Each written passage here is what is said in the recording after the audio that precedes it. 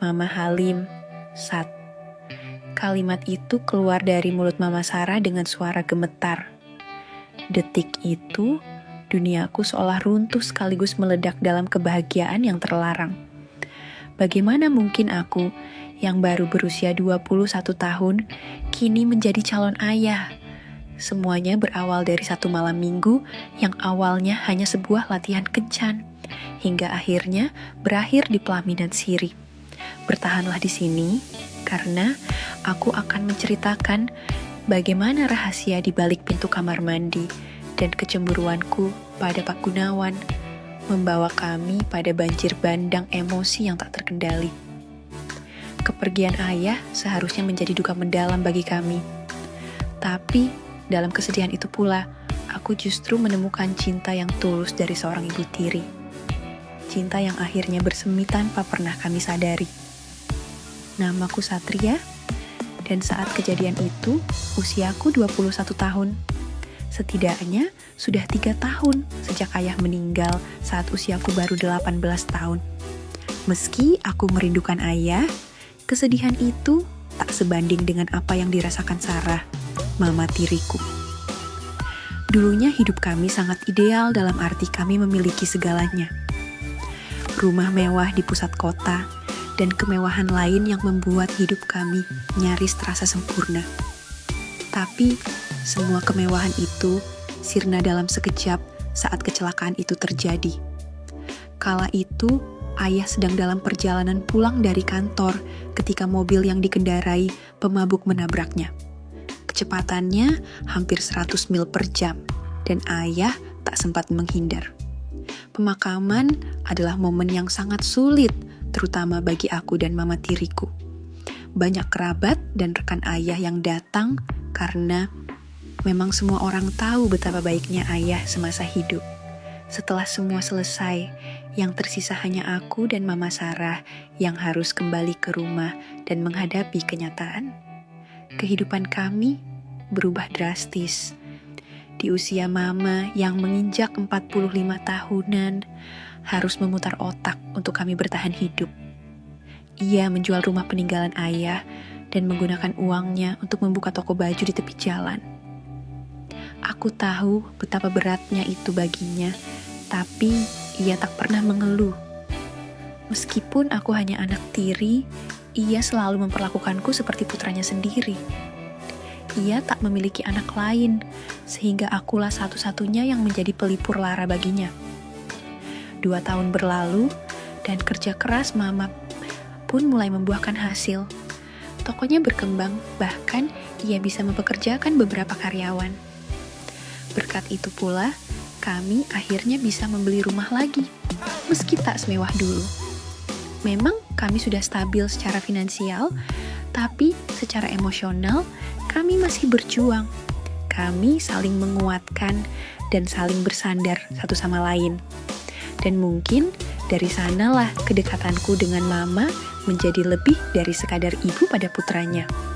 Aku mengambil peran sebagai kepala rumah tangga, berusaha sebisa mungkin menggantikan sosok ayah. Ya, meskipun aku tahu itu tak mudah dan tak akan pernah bisa sepenuhnya. Penampilan Mama yang masih nampak awet muda seringkali menarik perhatian banyak pria. Aku sudah berkali-kali menyarankan agar ia menikah lagi. Aku benar-benar tak keberatan jika akhirnya ia menemukan pengganti ayah. Tapi Mama selalu menolak dengan alasan masih memikirkan perasaanku karena baginya kebahagiaanku lebih penting dari segalanya. Sementara itu, aku sendiri tumbuh menjadi pemuda yang cukup tampan dengan postur tinggi dan proporsional. Hanya saja aku memiliki satu masalah besar. Kuakui aku sangat pemalu terutama jika berhadapan dengan wanita seusiaku. Aku sering gagap dan bingung harus bicara apa dengan wanita. Dan itulah sebabnya mengapa aku tak pernah bisa memiliki pacar. Aku sendiri tak pernah membicarakan masalah itu pada Mama. Setiap kali ia bertanya soal pacar, aku selalu menjawab, "Aku belum berminat, Ma. Aku lebih suka di rumah sama Mama." Seperti halnya pada malam minggu itu. "Sat, kamu gak malam mingguan?" Kok di rumah aja toh? Tanya mama sambil duduk di sampingku yang sedang menonton TV. Pengen istirahat aja mah, lagian aku lebih suka di rumah sama mama. Ya setidaknya kamu harus keluar Satria. Kamu harus punya teman atau pacar. Mama cuma khawatir aja, katanya dengan nada serius. Tapi aku gak khawatir meski mama gak punya pasangan. Tapi kita beda, Sat. Mama sudah pernah menikah sementara kamu. Lain kali aja, mah. Lagian aku sudah punya mama kok. Ujarku sambil tersenyum sambil menatap matanya. Tapi kamu harus punya pacar, Sat. Mama gak mau kamu jomblo seumur hidup. Aku menarik napas panjang. Mah, Satria itu sebenarnya... Apa kamu ada masalah? Cerita aja sama mama. Lantaran terus dicecar dengan pertanyaan itu, akhirnya aku putuskan untuk jujur tentang masalahku. Satria sebenarnya malu kalau deket sama cewek mah, sering gagap ngomongnya. Mama sedikit kaget, tapi ia berusaha menyembunyikannya. Tunggu dulu, kamu bilang, kamu malu dekat sama cewek, tapi kenapa sama mama enggak? Soalnya mama beda, Satria nyaman dekat sama mama. Jadi kamu belum pernah pacaran, tapi kamu tertarik kan sama cewek? Iyalah mah, Satria masih normal kok. Balasku sedikit kesal. Mama Sarah akhirnya tersenyum lega, lalu mengusulkan sesuatu di luar bayanganku. Gimana kalau malam ini kamu malam mingguan sama mama? Aku tertawa. Ih, mama jangan bercanda. Mama serius kok. Kamu tadi bilang kan kalau sama mama kamu nyaman. Jadi mama mau kasih tahu caranya biar gak malu lagi bicara sama cewek. Aku terdiam dan memikirkannya sejenak. Ya udah mah, tapi Satria ganti baju dulu ya. Aku kemudian bergegas ke kamar, begitupun dengan mama yang juga ikut bersiap. 20 menit kemudian, aku mondar-mandir, gugup di ruang tamu ketika mama menuruni tangga. Saat itu, aku tak bisa menyembunyikan kekagumanku padanya. Ia mengenakan setelan kasual yang sedikit menampilkan lika-liku keindahan dunia dipadukan dengan rok selutut. Mama nampak begitu sempurna. Loh kok malah bengong, Sat? Tanya mama sedikit heran. Itu enggak mah, kataku tergagap. Alhasil, kami pun bergegas menuju mobil dan dengan sigap aku membukakan pintu untuknya. Dan ketika mama hendak duduk seketika itu, jakunku sesekali naik turun. Tanpa sengaja netraku menangkap hamparan jenjang indah di sekitar roknya. Untuk sejenak jantungku berdebar seolah lupa bahwa wanita itu adalah mamaku. Selama di perjalanan konsentrasiku seolah terbagi dua, setengah memperhatikan jalan dan setengah lagi melirik ke arah hamparan mama. Dan entah mengapa gejolak baik itu timbul untuk pertama kalinya sepanjang hidupku. Singkat kata, kami tiba di restoran yang sering kami kunjungi saat ayah masih ada, dan makan malam pun berjalan lancar dan santai. Mama bahkan mengajakku bercanda, seolah kami benar-benar seperti muda-mudi yang sedang dilanda asmara. Aku sama sekali tak merasakan kegugupan, dan hal itu membuatku terus-menerus lupa bahwa wanita di depanku itu adalah mama. Selesai dari restoran kami pun lanjut ke bioskop. Di sana kami duduk di barisan paling belakang. Kebetulan memang hanya ada beberapa penonton saja, lantaran film yang kupilih adalah komedi yang jarang peminatnya. Kami berdua tertawa lepas, dan di tengah tayangan film itu, aku memberanikan diri merangkul mama. Mama pun hanya tersenyum, seolah ia senang lantaran usahanya berhasil. Hanya saja ia tak menyadari satu hal saat aku merangkulnya dengan sengaja. Jemariku mondar-mandir pada anugerah yang kuasa. Aku bisa membayangkan betapa sempurnanya anugerah tersebut, dan hal itu tentu membuat jantungku berdebar dan pikiran kemana-mana. Lambat laun mama mulai menyadari jemari itu, terutama saat mulai menukik pada gerbang kehidupan bawah sana. Aku tahu mama sedikit terkejut, tapi anehnya ia mencoba mengabaikannya. Sayangnya semua harus berakhir ketika mendadak lampu teater menyala terang. Aku dan Mama sama-sama gelagapan sekaligus canggung. Aku buru-buru menarik jemari itu dan berdiam diri menunggu beberapa orang keluar ruangan. Aku memilih berjalan di belakang Mama lantaran, khawatir Mama tahu jika perahu motor itu sudah siaga. Perjalanan pulang pun terasa sangat sunyi, dan selama perjalanan, aku masih tak bisa percaya dengan apa yang tadi terjadi. "Makasih ya, Ma, udah nemenin Satria malam ini," kataku saat kami sampai di ruang tamu. "Sama-sama, Sat. Mama juga senang tadi," jawabnya sambil tersenyum sebelum akhirnya kami kembali ke kamar masing-masing. Alhasil, malam itu aku istirahat dengan perahu motor yang masih siaga. Semua bayangan tentang gadis-gadis di kampusku sirna digantikan oleh sosok Mama yang mendominasi pikiranku. Ingatan akan jemari yang hijrah pada pintu gerbang membuatku tak bisa terlelap dengan tenang hingga menjelang pagi. Singkatnya hari-hari pun berlalu. Selama beberapa hari, kami pura-pura bersikap biasa seolah melupakan kejadian di bioskop itu. Hingga suatu sore, tepatnya 2 hari, setelah kejadian itu, aku berada di rumah sendirian. Aku merasa lelah sepulang dari kampus dan memutuskan untuk mandi. Karena merasa tak ada orang dan kukira Mama akan pulang malam, maka aku sengaja membiarkan pintu kamar mandi terbuka. Saat mulai membersihkan diri, entah kenapa bayangan Mama kembali hadir. Mengingat kejadian di bioskop, membuat gejolak baikku timbul hingga memaksaku untuk melatih jemari sambil membayangkan wajah Mama. Mataku terpejam dan bersandar di tembok seolah tenggelam dalam imajinasi. Sayangnya, aku tak menyadari jika Mama pulang lebih awal dari tokonya. Mama sempat memanggilku di depan pintu, tapi lantaran tak ada jawaban, ia melangkah hendak ke kamarnya, tapi mendadak berhenti ketika melihat pintu kamar mandi terbuka. Secara bersamaan, aku kaget bukan kepalang saat menoleh dan mendapati Mama berdiri memperhatikanku. Kami sama-sama mematung sejenak sebelum akhirnya aku buru-buru menutup pintu sementara Mama salah tingkah lalu melangkah menuju kamarnya.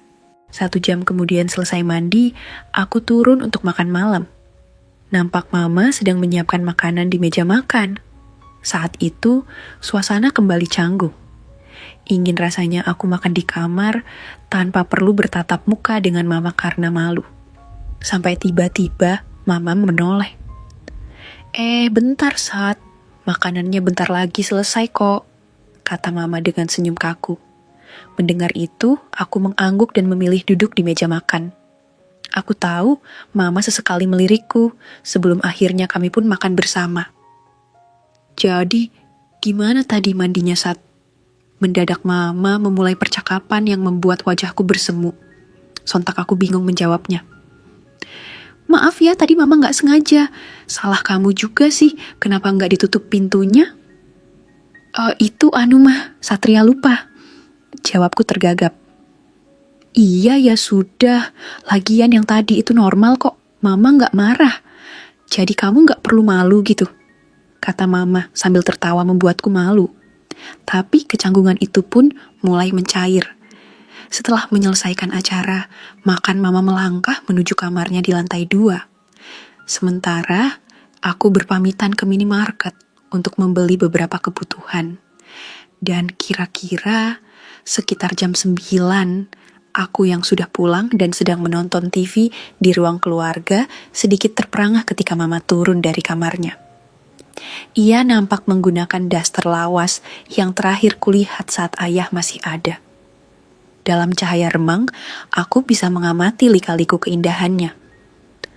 "Nonton apa Sat?" tanyanya sambil duduk di sampingku. Ini mah drama Korea," jawabku sambil berusaha menyembunyikan kegugupanku. "Oh ya Mah, bentar ya Satria tadi beliin sesuatu buat Mama." Aku beranjak ke dapur dan kembali dengan membawa 2 botol Amer. "Wah, kamu tahu aja kalau Mama lagi jenuh," ujar Mama antusias menerima itu dariku. Kami duduk berdampingan menonton TV dan sesekali tertawa sambil meminum minuman itu. Tapi rupanya tanpa Mama sadari, pengaruh Amer membuatnya mengantuk. Sejenak Mama nampak bersandar di tepi kursi sambil memejamkan mata. Berbeda denganku yang justru tak merasakan apa-apa. Sesekali aku menoleh ke arah Mama yang rupanya tanpa ia sadari, daster itu sedikit berpindah dari tempatnya. Hamparan lika-liku keindahan itu lagi-lagi seolah menyapa. Belum lagi segitiga bermuda di antara tanaman hias yang rupanya membuat perahu motor menjadi siaga. Entah pikiran dari mana, mendadak aku mendekat ke arahnya, mengamati segitiga bermuda, hingga tanpa sadar jemari mondar-mandir pada pelatarannya. Melihat Mama diam, membuat gejolak baikku pun hadir seketika. Dan entah keberanian dari mana ku ambil perahu motor itu, lalu memarkirkannya pada pintu kehidupannya. Aku tahu jika hal itu keliru, tapi entah kenapa, aku juga tak bisa menghentikan kebaikan itu. Sayangnya pada saat aku hendak melajukan perahu itu, mendadak Mama berseru sambil mengerjapkan mata. Buru-buru aku beres-beres negara, dan secepat mungkin berlari ke kamarku. Di kamar aku merutuki kekeliruanku. Seharusnya aku bisa menahan diri, tapi yang ada aku justru bertindak di luar pemikiranku. Singkatnya, beberapa hari berlalu, sejak kejadian itu aku merasa Mama mulai menjauhiku. Seringkali, ia berangkat pagi saat aku masih terlelap dan pulang larut malam saat aku sudah di kamar. Aku sendiri sudah menduga jika perubahan Mama karena keisenganku itu. Dan alhasil, aku tak banyak protes dan justru sering merasa canggung saat bersitatap dengannya. Sampai suatu sore, di saat aku bersantai di ruang TV dan Mama di kamarnya, aku dikejutkan oleh ketukan pintu utama rumahku. Begitu aku membuka pintu, nampak seorang pria dengan setelanjas berdiri di ambang pintu. "Mau cari siapa ya, Mas?" tanyaku pada pria itu. "Bu Sarahnya ada." "Saya Gunawan, teman kuliahnya." "Kamu pasti Satria kan? Sarah sering cerita kamu loh." Pria yang mengaku bernama Gunawan itu pun lantas menyalamiku. "Ada kok, silakan masuk, bentar saya panggilkan." "Enggak perlu, kami mau pergi kok." Belum sempat aku berbalik, suara Mama dari tangga terdengar sedikit lantang. Dengan menggunakan gaun malam, Mama nampak begitu menakjubkan. Aku bahkan lupa kapan terakhir kalinya melihat Mama berpenampilan secantik itu. "Saat Mama pergi dulu ya." "Oh ya, ini Pak Gunawan, teman kuliah Mama." "Satria udah kenalan kok, Ma," kataku jengkel. "Ya udah, Mama tinggal bentar ya," kata Mama yang melangkah melewatiku menuju mobil yang terparkir di halaman rumah. Aku masih memperhatikan keduanya dari depan pintu. Emosiku makin menjadi saat melihat Pak Gunawan membukakan pintu mobil untuk Mama. Begitu mobil menyala, aku langsung masuk ke dalam rumah dengan membanting pintu sekuat tenaga. Seharusnya malam itu aku bisa menghabiskan waktu bersama Mama atau bahkan bisa memperbaiki keakrabanku yang sempat renggang. Aku tahu jika selama Mama menjanda, tak pernah sekalipun ia memperkenalkan teman dekat pria padaku. Tapi, kenapa saat keakrabanku dengan Mama merenggang mendadak, ada pria lain yang datang? Cemburu? Mungkin adalah kata yang tepat untuk menggambarkan bagaimana perasaanku saat itu. Alhasil, malam itu aku mengurung diri di kamar sampai kira-kira jam 11 malam. Buru-buru aku membuka pintu ketika aku dengar suara mobil terparkir di pelataran. "Loh, saat kamu belum tidur," kata Mama saat hendak melangkah ke kamarnya. "Belum, aku nungguin Mama dari tadi. Aku gak suka Mama deket-deket sama bapak-bapak tadi. Tapi saat Mama juga butuh teman hidup. Memangnya Satria aja gak cukup buat Mama," kataku dengan suara tinggi. "Mama ngerti Sat, tapi kita sudah terlalu jauh." "Terlalu jauh gimana? Jadi Mama sudah gak mau deket sama Satria lagi?" Dit, mama sayang sama kamu, tapi mama nggak bisa. Mama sudah anggap kamu seperti putra mama sendiri. Kata-kata itu seolah menamparku. Aku merasakan sakitnya patah hati. Kenapa selalu Satria yang harus nurutin mama sementara keinginan Satria? Sudahlah. Untuk pertama kalinya, aku berani meninggikan suara dan tanpa bicara lagi, aku berbalik dan pergi meninggalkan mama. Aku tak ingin mama melihatku menangis, berlari menuju garasi, menyalakan motor dan pergi dari rumah. Suara mesin motor meraung kencang, mengalahkan suara mama yang terus memanggilku di depan. Aku tak tahu kemana tujuanku malam itu. Yang aku tahu, aku hanya ingin pergi mengobati sakitnya patah hati. Sayangnya, di tengah jalan yang gelap, aku bertemu komplotan begal. Mereka menodongku sementara aku berusaha menyelamatkan diri. Kami terlibat perkelahian hingga datang mobil patroli yang akhirnya membawa kami ke Polres Kota. Malam itu lengkaplah sudah masalahku. Belum selesai dengan urusan hatiku, aku malah mendapat masalah baru. Sampai keesokan paginya, mama menjemputku di ruang tunggu. Nampak wajah panik dan cemas bercampur menjadi satu. Satria kamu, kenapa kamu nggak apa-apa karena... Kata mama sambil memelukku saat kami di ruang besuk. Aku hanya terdiam bingung dan tak tahu harus bagaimana saat itu. Mama memperhatikan beberapa luka lebam di wajahku. Putra ibu nggak apa-apa, kok cuma luka kecil aja, kata salah satu petugas di sana. Alhasil, setelah negosiasi panjang, mama pun akhirnya berhasil membawaku pulang. Sesampainya di rumah ia langsung mengobati lukaku di ruang tamu. Ia membersihkan luka dengan telaten meski sesekali aku berseru kesakitan. Kenapa harus begini sih, Ma? Sudah nurut aja sama mama, jawabnya yang masih terus merawat lukaku. Ia memeriksa dan memastikan tak ada luka lain, dan hal itu membuatku terharu. Maafin Satria ya, Mah, sudah bikin repot, kataku sambil menunduk. Makanya, lain kali jangan emosi. Untung masih ada mama. Coba gimana kalau nanti mama sudah enggak ada? Mama ngomong apa sih? Jangan ngomong kayak gitu Aku menggenggam tangannya sambil menatap wajahnya. Mama tahu kamu kecewa atau mungkin marah, tapi mama memohon jangan seperti ini. Sekarang cuma kamu yang mama punya, kata mama dengan mata berkaca-kaca. Maafin Satria juga ya, Mah. Satria cuma cemburu, soalnya mama punya pacar baru. Mama tercekat mendengar pengakuanku. Mama janji gak akan bikin kamu marah lagi. Mama gak akan menemui Pak Gunawan lagi. Mendengar itu, aku pun memeluknya, dan mama pun menyambut antusias pelukan itu. Sejenak suasana menjadi hening, sampai tak lama kemudian aku berkata, Mah, Satria sayang sama mama.